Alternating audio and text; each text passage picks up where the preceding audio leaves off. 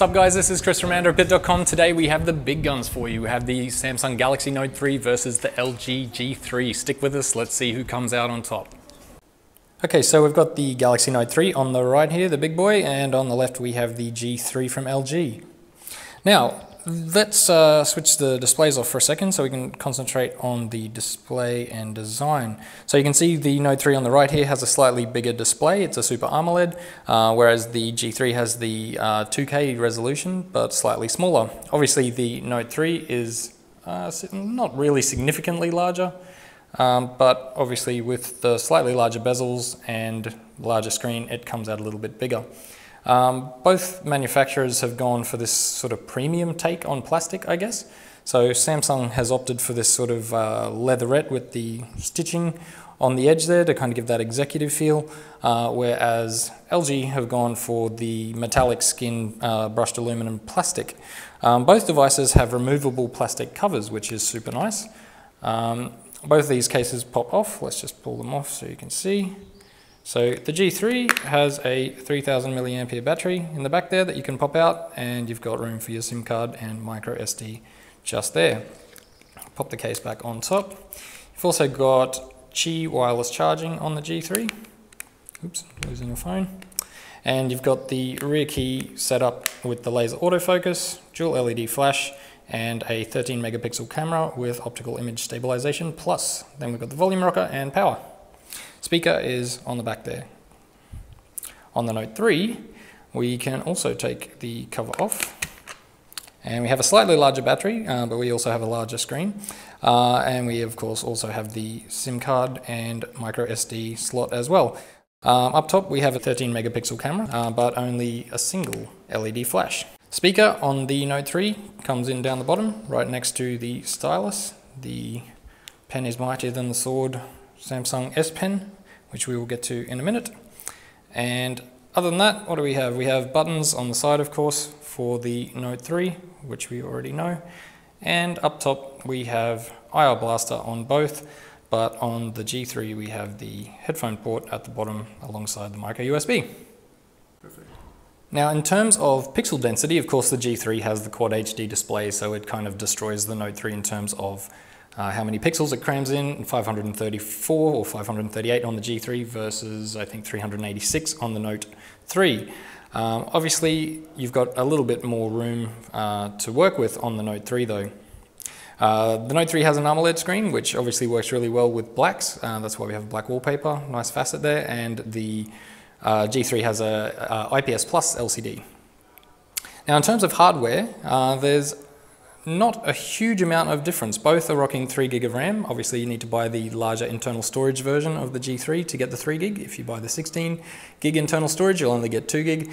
But the Note 3 also has 3 gig and a few more storage options.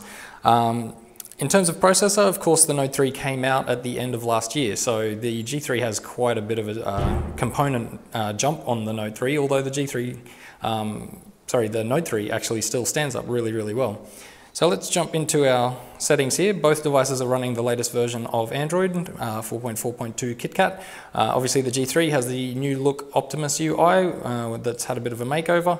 The Note 3 hasn't yet got the new TouchWiz that we saw on the Samsung Galaxy S5, but that may well be coming soon. So let's take a quick look at options. In terms of software, we'll get to the S Pen in a second on the Note 3, but let's just put this down for a sec. So you can see already the presence of a lot of these Samsung software features. Maybe these are your cup of tea, maybe they're not, but we've got quite a few motion control options there, and then some of the smart screen options that Samsung are known for as well. Let's actually jump straight into the S Pen because that's probably the most important part of the Note 3. So the Note 3 has the digital stylus. When you remove it, you bring up your Air Command window, and we've got our S Pen. So you can do your actions, and obviously depending on what you write, if you write a number, you can link it to your address book, an address, you can take it to your maps, whatever. Blah, blah, blah. And what else do we have? We have Scrapbooker, which lets you circle an area of the screen and save a picture of it. And voila. And ScreenWrite, which is similar to the G3's QMemo Plus. So once we load it up, we can write whatever we like. How about Android?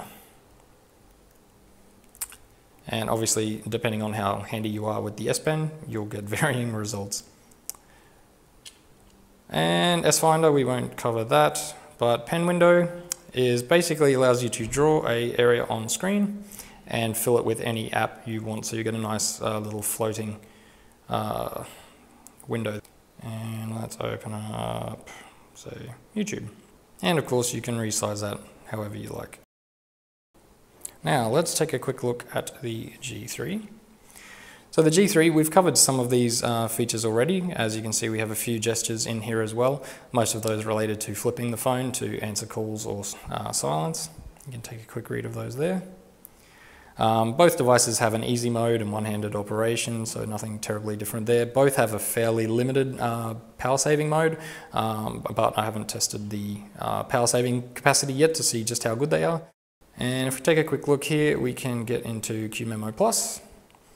So kind of like we just saw on the Note 3, you can write on the screen whatever you like. However, of course, you're limited to your fingertip, which makes it a little bit less precise. What else do we have? We also have our QSlide apps. So you can open floating windows as well, and obviously resize those however you see fit, and open a few of them, move them around, and work on multiple apps at once. So both devices are kind of nicely focused on multitasking, but I mean, nice try LG, but you just can't beat the Note 3 in terms of multitasking capabilities. So let's take a quick look at the notification shade there.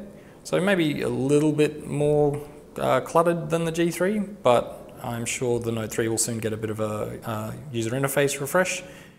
Okay, so let's jump into the camera apps on both devices. A little bit of a lag on the Note 3 there.